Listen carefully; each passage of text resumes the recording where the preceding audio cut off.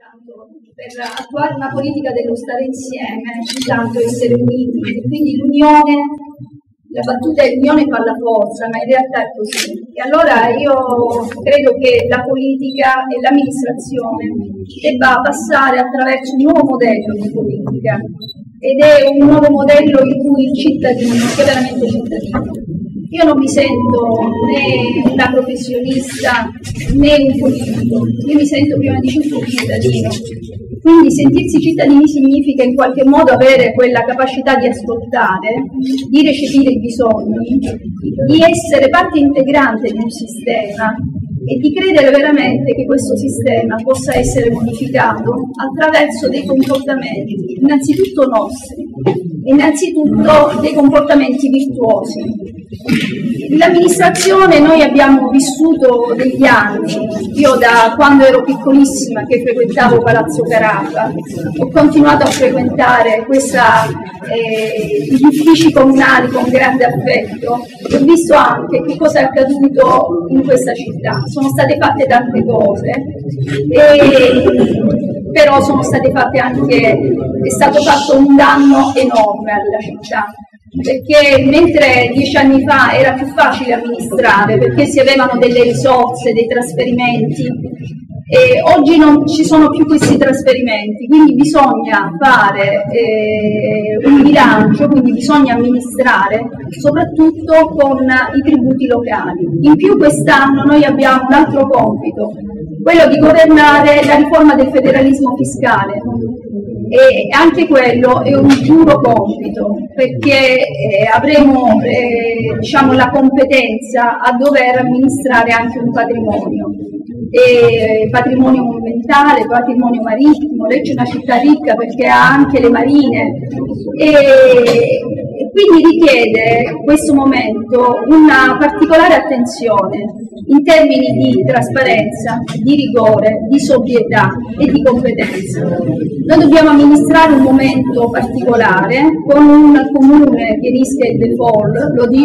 l'ha detto per più tempo lo stesso sindaco, quindi è una cosa certa. Ciò nonostante noi siamo certi che si possa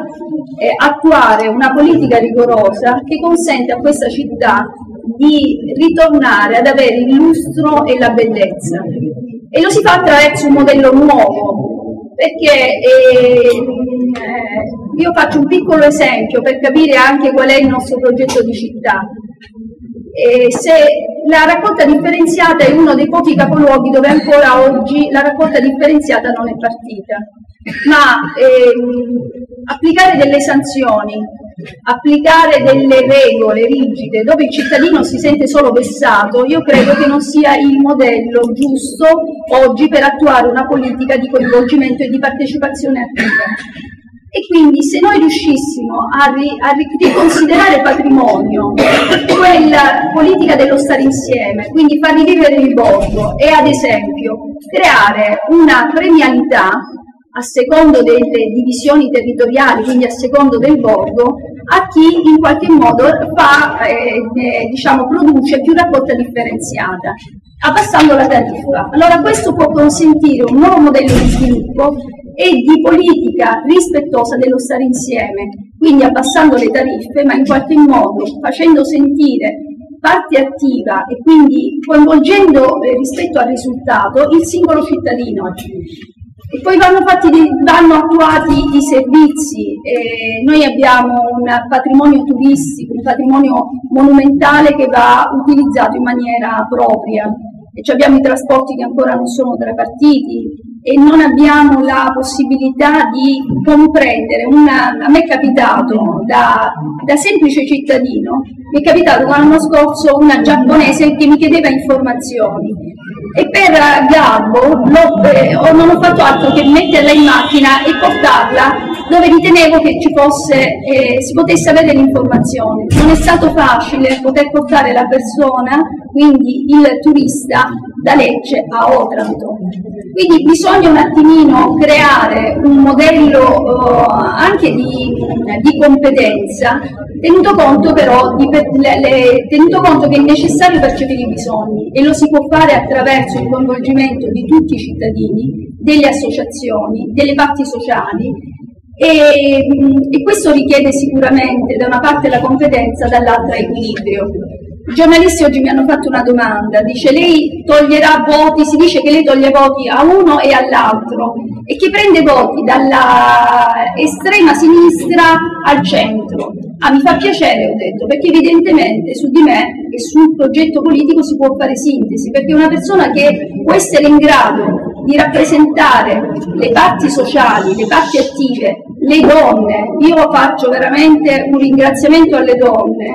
perché si sono attivate già da ieri a organizzare gli incontri e l'hanno fatto con estremo amore, con estrema disponibilità, perché anche il talento femminile va valorizzato e quindi le donne non sono un problema etico, le donne sono un'opportunità di sviluppo, un'opportunità di sensibilità. Ecco perché